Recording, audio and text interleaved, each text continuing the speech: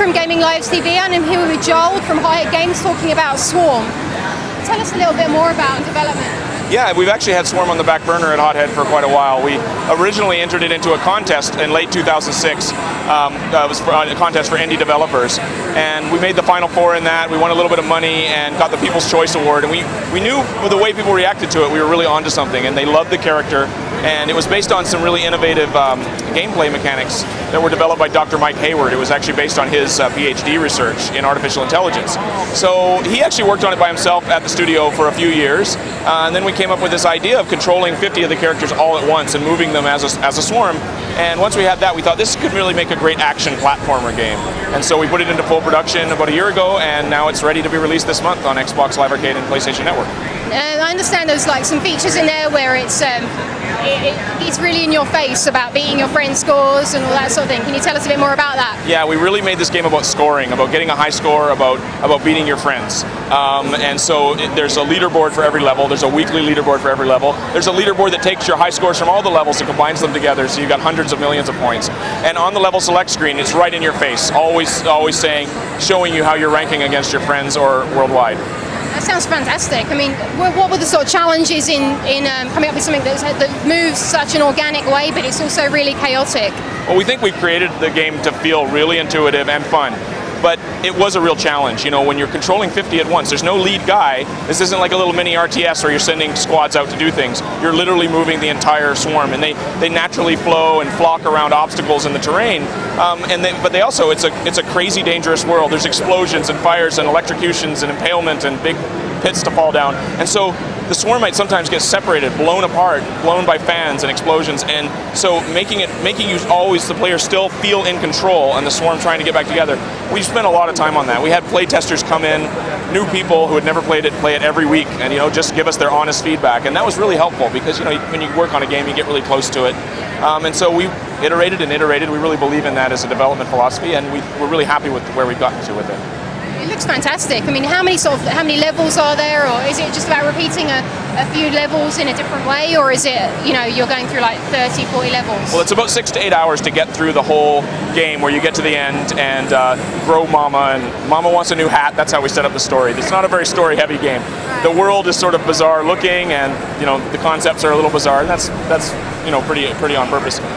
But yeah, we definitely built in replayability, because once you play through a level and unlock the next one, if you go back and replay it, we add on a time multiplier in addition to the score multipliers that are already there and the checkpoint bonuses. And we really designed the scoring system to allow your scores to grow exponentially. So it may take you 150,000 points to unlock level 2 from playing level 1, but if you're really good, you can get 14 million on level 1.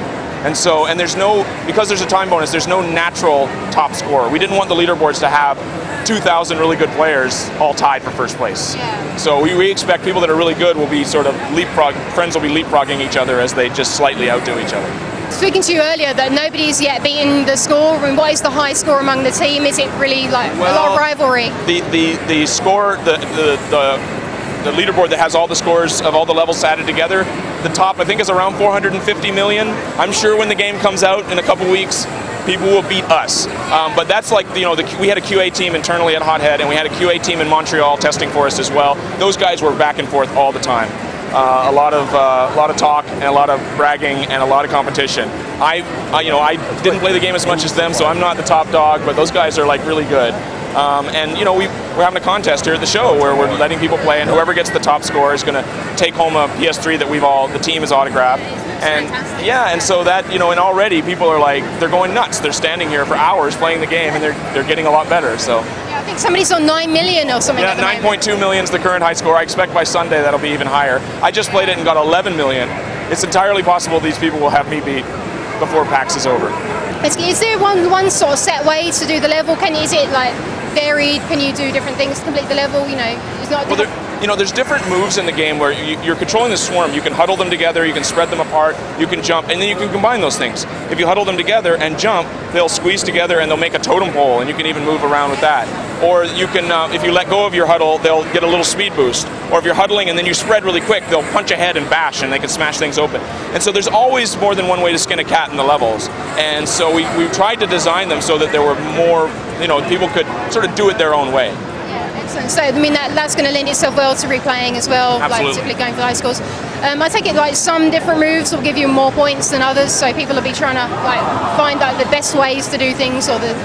That's right, and the real key concept in this game is that these guys die a lot. In fact, you cannot progress without, in some places, without sacrificing some of them. It's all for the common good. They all work for the swarm, right? Yeah. But if you're really score chasing and trying to do really well and get the top score, you actually have to decide where in the level you're judiciously going to kill off most of your swarm. Yeah. Like there's little health packs, little pods, and if you run over them, your swarm gets replenished to 50 Swarmites. And so if you know you're going to get your 50 Swarmites and there's like a big pit, you might just jump 49 of them off.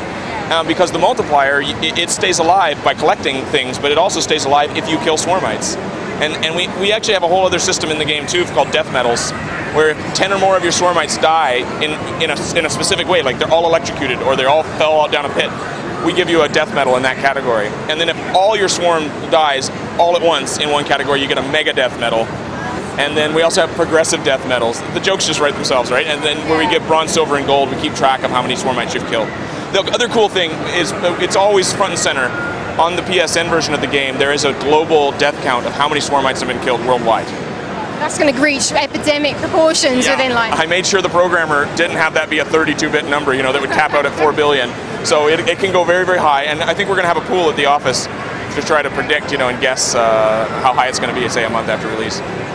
Is there going to be any DLC planned for it, or extra levels, or different ways, we thought about DLC. There's no specific plans right now. I think, at Hothead we've always tried to connect directly with our people that play our games, and so we'll be on the forums. We'll be listening to what people have to say, and people want a certain kind of DLC. We'll listen and we'll look into that.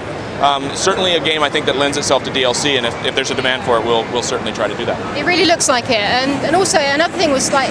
You mentioned Charles HD when we were talking earlier about people getting obsessed with scores. That comes with a level editor. Do you see anything like that happening for Swarm? People can create their levels of doom for their Swarm? Or? I think a level editor would be really cool, and it's something we certainly would consider for the sequel.